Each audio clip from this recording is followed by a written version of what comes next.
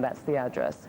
But moving on, and something completely different. Spotting the next big thing is an extremely valuable asset, whether it's predicting the next hot gadget, discovering new business trends, or maybe even realizing what countries offer the best growth prospects. What's in store for '07? Well, Marian Salzman is the Executive Vice President at J. Walter Thompson and the co-author of, among other things, Next Now, a new book. And she joins us. Hi, Marian. Hi, thanks for having me. Well, we're very pleased that you'd come in and visit with us. So what is a trend spotter, and how do you become one?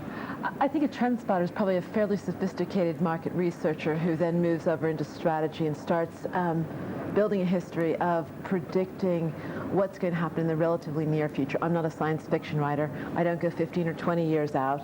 I tend to prefer consumer insights that lead me to develop projections on where people are going to be consuming and living, how they're going to be living, working, etc., 3 to 5 years into the near future.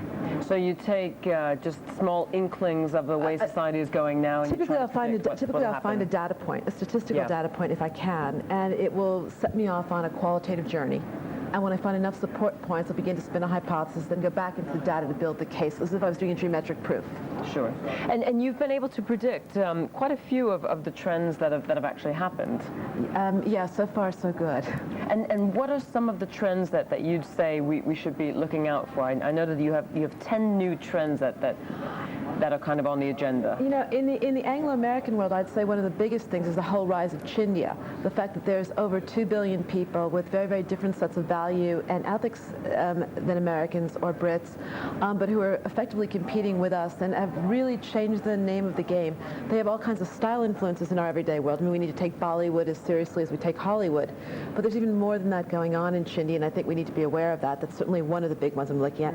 And the whole rise of green. I mean, Al Gore and a PowerPoint have really changed the way I think each of us as marketeers and as consumers are thinking about the planet. We realize it's not nice to say global warming. It sounds nice because it's warmer outside, but it's actually an awful, awful word. But a lot of these so-called trends or movements in society, however you want to see it, come about because we have to take it into consideration because you see competition from China and India, or the global warming becomes such a big issue, so they're so big that you can't ignore them.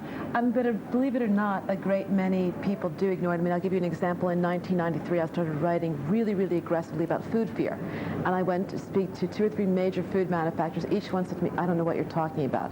And one of my predictions then had been that people would want to see a jar of mayonnaise. They'd want to even know where the eggs were hatched, where they'd been laid on the farm, because they wanted to understand all the sourcing. Now I go into any of your food shops, and I can really follow the sourcing for anything that's available, pretty much from farm to my kitchen table.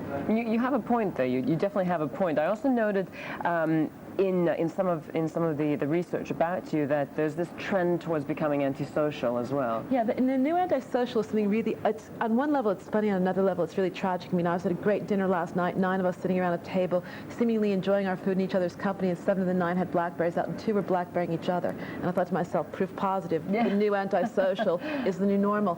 But you see people managing their own worlds with their iPods. You see people reverting to homeschooling so they can educate their kids as they'd like. So more and more emphasis on taking ourselves out of society and living and working and being from a home station where we control the influences. Do you find that, do businesses listen? Do they listen when you say, well, maybe not now, maybe not in 5 years, maybe not even in 10 years, but definitely in 15 years this will be huge? I find it very, very hard to sell more than 3 to 5 years out, because I think we're living in such narrow, narrow windows. I mean, Wall Street or the city is judging people on a next quarter or 2 quarters from now. So I don't think that people really care about the 5-year window unless they're maybe in a technology or a long lead innovations business. But certainly in the fast-moving consumer goods business, you can get them hooked on something 3 to 5 years down the road. So what's going to be kind of the top gadget or the top pick, the top trend for '07?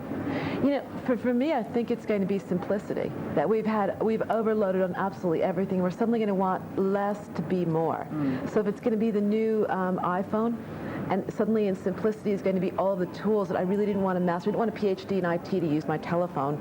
And maybe that's going to be it. I mean, certainly Apple's been at the forefront of the simplicity movement for a decade.